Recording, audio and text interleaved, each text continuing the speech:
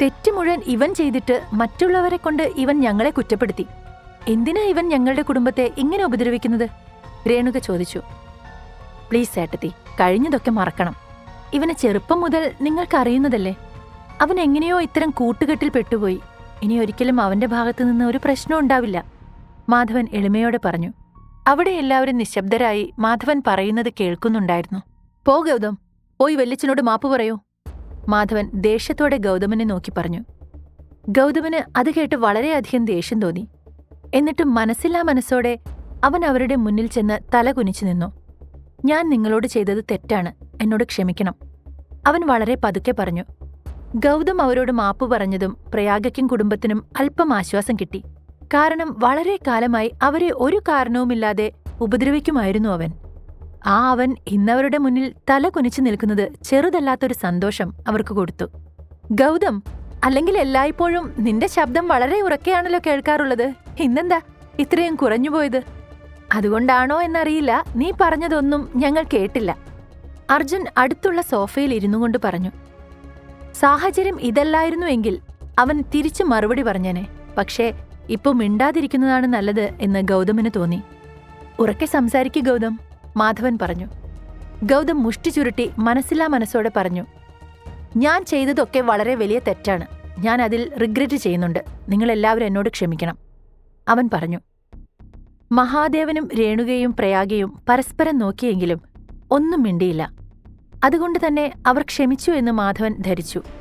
അയാളൊന്ന് പുഞ്ചിരിച്ചുകൊണ്ട് മഹാദേവന്റെ കയ്യിൽ പിടിച്ചു. ഏട്ടാ, ഞാൻ പറഞ്ഞത് സത്യം തന്നെയാണ്. അവൻ ആരുടെയൊക്കെയോ കൂട്ടുകെട്ടിൽ അകപ്പെട്ട് ഇങ്ങനെയൊക്കെ ചെയ്തു പോയതാണ്. ഇനിയൊരിക്കലും അവനിൽ നിന്ന് ഇങ്ങനെയൊന്നും ഉണ്ടാവില്ല. ഇതാരൊക്കെയോ ചേർന്ന് അവനെക്കൊണ്ട് ചെയ്യിപ്പിച്ചതാ. അതാ ഇത്രയും വലിയ മണ്ടത്തരം ചെയ്തത്. മുൻപൊന്നും ഇവൻ ഇങ്ങനെ ആയിരുന്നില്ല. ഇനിയെല്ലാം പഴയതുപോലെ ആക്കണം. പിന്നെ ഞാൻ ഏട്ടനെയും കുടുംബത്തെയും കാണാൻ വന്നിട്ട് ഒരുപാട് കാലമായില്ലേ. അതുകൊണ്ടാ ഞാൻ ഈ സമ്മാനങ്ങൾ ഏട്ടനു വേണ്ടി കൊണ്ടുവന്നത്. മാധവൻ പെട്ടി തുറന്നു. ആ പെട്ടിയിൽ 2 ദൈവവിഗ്രഹങ്ങളുണ്ടായിരുന്നു. അത് വെള്ളികൊണ്ടുണ്ടാക്കിയതിനാൽ അവ വളരെ കോസ്റ്റ്ലി ആണെന്ന് അവർക്ക് മനസ്സിലായി. നീ ഇന്ന് ഞങ്ങളുടെ വീട്ടിൽ അതിഥിയായിട്ടാണ് വന്നത്. അതിനെന്തിനാ ഇങ്ങനൊരു സമ്മാനമൊക്കെ കൊണ്ടുവന്നത്? മഹാദേവൻ ചോദിച്ചു. അയ്യോ, അങ്ങനെ പറയരുതേട്ടാ. ഞാനിത് സ്നേഹത്തോടെ നിങ്ങൾക്കായി കൊണ്ടുവന്നതല്ലേ. ഈ സമ്മാനം നിങ്ങൾ സ്വീകരിച്ചില്ലെങ്കിൽ നിങ്ങൾ ഞങ്ങളോട് ക്ഷമിച്ചില്ലെന്ന് ഞങ്ങൾ കരുതും. അതുകൊണ്ട് ദയവ് ചെയ്ത് എടുക്കേട്ടാ, മാധവൻ പറഞ്ഞു. മഹാദേവൻ ഭാര്യയെ നോക്കി. എന്താണ് പറയേണ്ടതെന്ന് രേണുകയ്ക്കും മനസ്സിലായില്ല. മകന്റെ തെറ്റുകൾ മറയ്ക്കാനാണോ നിങ്ങൾ ഈ സമ്മാനങ്ങൾ കൊണ്ടുവന്നത്? എന്നാൽ ഇപ്പോൾ പ്രയാഗ ശ്രാവണ ജ്വല്ലറി ഗ്രൂപ്പ്സിന്റെ ചീഫ് ഡിസൈനറാണ്. അത് മാത്രമല്ല ഒരു സെലിബ്രിറ്റിയും കൂടിയാണ്. അവളെ അങ്ങനെ തണുപ്പിക്കാൻ ഈ ചെറിയ സമ്മാനം മതിയാകുമെന്ന് നിങ്ങൾ കരുതുന്നുണ്ടോ? അർജുൻ പറഞ്ഞു. അവന്റെ സംസാരം കേട്ട് അവനെ വലിച്ചു നിലത്തിടാനുള്ള ദേഷ്യം തോന്നി മാധവന്. എങ്കിലും അയാളത് ഉള്ളിൽ ഒതുക്കിവെച്ചു. വേലയും കൂലിയില്ലാത്ത ഇവൻ ഇപ്പൊ നന്നായി സംസാരിക്കുന്നുണ്ടല്ലോ.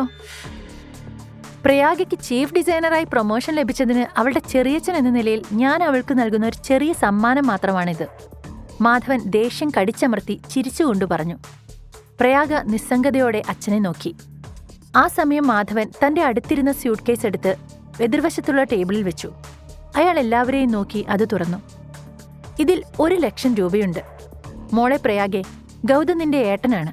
നിങ്ങൾ എന്നും ഒരുമിച്ച് നിൽക്കേണ്ടവരല്ലേ. അതുകൊണ്ട് അവനോടുള്ള ദേഷ്യമൊക്കെ മറന്ന് വീണ്ടും പഴയ പോലെ ആവണം, മാധവൻ ഗൗരവത്തോടെ പറഞ്ഞു. ആ പണവും ആ സമ്മാനങ്ങളും മാധവന്റെ വാക്കുകളൊക്കെ കണ്ട് മഹാദേവന്റെയും രേണുകയുടെയും മുഖത്ത് സന്തോഷം നിറഞ്ഞു. എന്നോട് ഇത്രയൊക്കെ ചെയ്തവനോട് ഞാൻ ഇത്ര പെട്ടെന്ന് ക്ഷമിക്കണോ? പ്രയാഗയുടെ മനസ്സിൽ അതായിരുന്നു ഉണ്ടായിരുന്നത്. അഭിനയം നന്നായിട്ടുണ്ട്, പക്ഷേ അതിവിടെ ചെലവാകില്ല. ഈ 1,00,000 രൂപ കൊണ്ട് മകന്റെ തെറ്റുകൾ മായ്ച്ചു കളയാമെന്ന് കരുതിയോ? ഇവൻ മോഷ്ടിച്ച ആ ആഭരണത്തിന്റെ വാല്യൂ എത്രയാണെന്ന് അറിയുമോ നിങ്ങൾക്ക്? അതൊന്നും പറഞ്ഞാൽ അച്ഛനും മോനും മനസ്സിലാവില്ല.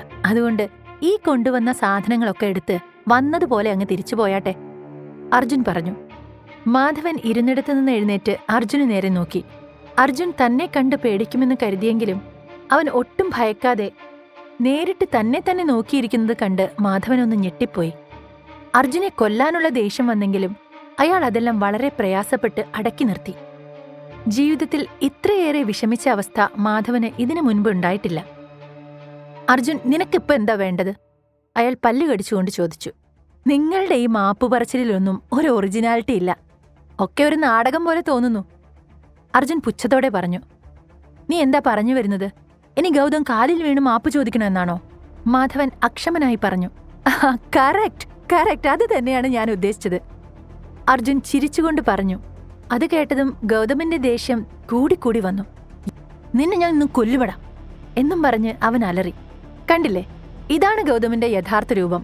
ഇനി പറയൂ, ഇനിയും ഇവന് മാപ്പ് കൊടുക്കണോ? അർജുൻ ദേഷ്യത്തോടെ ചോദിച്ചു.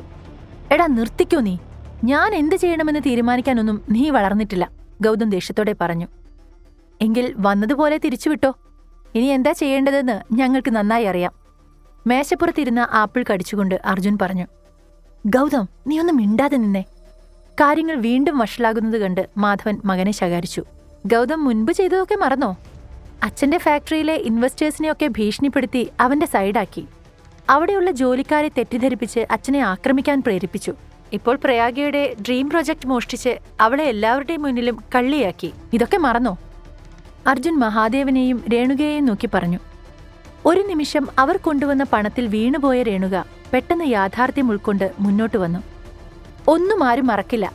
അത്ര വലിയ മുറിവുകളാ അവൻ കാരണം ഞങ്ങൾക്കുണ്ടായത്. ഇനി ഞങ്ങൾക്കൊന്നും നോക്കാനില്ല. ഡയറക്ടർ ബോർഡിൽ ഗൗതമിനെതിരെ ഞങ്ങൾ തീർച്ചയായും പരാതി പറയും. ഗൗതമിന്റെ ഭാവി അവർ തീരുമാനിക്കട്ടെ, രേണുക ദേഷ്യത്തോടെ പറഞ്ഞു. അത് കേട്ട് മാധവന്റെ ചങ്കൊന്നു പിടഞ്ഞു. അയാൾ ഒന്നും അറിയാത്തതുപോലെ ഗൗതമിന് നേരെ തിരിഞ്ഞു. എന്തൊക്കെയാ ഗൗതം ഞാൻ ഈ കേൾക്കുന്നതൊക്കെ? ഏട്ടന്റെ കമ്പനിയിൽ നീ ഇത്ര വലിയ പ്രശ്നങ്ങൾ ഉണ്ടാക്കിയോ? നിനക്ക് എങ്ങനെയാ ഇതൊക്കെ ചെയ്യാൻ കഴിയുന്നത്? എന്റെ പേര് മറയാക്കിയാണോ നീ ഇതൊക്കെ ചെയ്തു കൂട്ടുന്നത്? നിനക്ക് എവിടുന്ന് എത്ര ധൈര്യം വന്നത്? അയാൾ ദേഷ്യത്തോടെ മകനോട് ചോദിച്ചു. എന്നെക്കൊണ്ട് ഇതൊക്കെ ചെയ്യിപ്പിച്ചിട്ട് ഇപ്പൊ നിന്ന് കഥാപ്രസംഗം നടത്തുന്നത് കണ്ടില്ലേ? എന്റെ ഒരു ഗതികേട്, ഗൗതം മനസ്സിൽ ചിന്തിച്ചു. നീ ഇതിനൊക്കെ ആത്മാർത്ഥമായി എന്റെ ഏട്ടനോട് മാപ്പ് പറഞ്ഞേ മതിയാകൂ, മാധവൻ വീണ്ടും പറഞ്ഞു. ഹലോ മാധവൻ സാർ, നിങ്ങൾക്ക് നിങ്ങളുടെ മകനെ മര്യാദ പഠിപ്പിക്കണമെങ്കിൽ അത് നിങ്ങളുടെ വീട്ടിൽ പോയി പഠിപ്പിക്കൂ. ഇവിടെ വെച്ച് ഈ നാടകമൊന്നും വേണ്ട. ഇവൻ ഈ ചെയ്തതൊക്കെ നിങ്ങളുടെ അറിവോടുകൂടെയാണെന്ന് മനസ്സിലാക്കാൻ അത്ര വലിയ ബുദ്ധിയൊന്നും വേണ്ട. അതുകൊണ്ട് കുറെ നേരമായി അച്ഛനും മോനും ചേർന്ന് കളിക്കുന്ന ഈ നാടകം മതിയാക്ക്. എന്നിട്ട് സ്ഥലം കാലിയാക്കാൻ നോക്ക്. ഇപ്പൊ തന്നെ വളരെ വൈകി, അർജുൻ വാതിലിന് നേരെ ചൂണ്ടിക്കൊണ്ട് പറഞ്ഞു. ഇത് കേട്ട ഗൗതമും മാധവനും മുഖത്ത് അടിയേറ്റ പോലെ സ്തബ്ധരായി നിന്നു. അർജുൻ പറയുന്ന ഓരോ കാര്യങ്ങളും സത്യം തന്നെയായതിനാൽ മാധവന് ഒന്നും മിണ്ടാൻ കഴിഞ്ഞില്ല. അയാളുടെ ഉള്ളിൽ അർജുനോടുള്ള ദേഷ്യം പുകഞ്ഞുകൊണ്ടിരിക്കുകയായിരുന്നു. അയാൾ അതേ ദേഷ്യത്തിൽ ഗൗതമിന്റെ അടുത്ത് ചെന്നു. ഗൗതം, ഞാൻ ഇത് അവസാനമായി പറയുകയാണ്. മര്യാദയ്ക്ക് നീ ഏട്ടന്റെ കാലിൽ വീണ് മാപ്പ് ചോദിക്കേ, മാധവൻ പറഞ്ഞു. ഞാനോ? അതും ഇവളുടെ കുടുംബത്തിന്റെയും കാലിൽ വീഴാനോ? അതെന്തായാലും നടക്കില്ല അച്ഛാ, ഗൗതം തീർത്തു പറഞ്ഞു. എടാ, നിന്നോടാ പറഞ്ഞ് മര്യാദയ്ക്ക് ഏട്ടന്റെ കാലിൽ വീണ് മാപ്പ് പറയാൻ. ഇനി ഒരു വട്ടം കൂടി പറയില്ല ഞാൻ, മാധവൻ ദേഷ്യം കൊണ്ട് അലറി. ഇല്ലെന്ന് പറഞ്ഞില്ലേ, ഗൗതമും ദേഷ്യത്തോടെ പറഞ്ഞു. അവനത് പറഞ്ഞതും മാധവൻ അവന്റെ കരണത്തടിച്ചു. അടിയുടെ ശക്തിയിൽ അവൻ നിലത്തേക്ക് വീണു. അവരുടെ മുന്നിൽ വെച്ച് തനിക്ക് കിട്ടിക്കൊണ്ടിരിക്കുന്ന അപമാനം കാരണം ഗൗതമിന് ഒരക്ഷരം പോലും മിണ്ടാൻ കഴിഞ്ഞില്ല. അവിടെ നിന്ന് ആരും കാണാത്ത ഒരിടത്തേക്ക് ഓടിപ്പോകണമെന്ന് അവന് തോന്നി. പക്ഷേ അച്ഛനെ ഉപേക്ഷിച്ച് പുറത്തുപോയി ജീവിക്കാനുള്ള ധൈര്യം അവനുണ്ടായിരുന്നില്ല. അതുകൊണ്ട് തന്നെ വേറെ വഴിയില്ലാതെ ഗൗതം പ്രയാഗയുടെയും വീട്ടുകാരുടെയും മുന്നിൽ തല കുനിച്ച് മഹാദേവന്റെ കാലിൽ വീഴാൻ തയ്യാറായി. നീ എന്താടാ മിണ്ടാത്തത്? വായ തുറന്ന് സംസാരിക്കടാ, മാധവൻ പറഞ്ഞു. ഈ കഥ തുടർന്ന് കേൾക്കുന്നതിനായി ഇപ്പോൾ തന്നെ പോക്കറ്റ് FM ആപ്പ് ഇൻസ്റ്റാൾ ചെയ്യൂ. Link in description.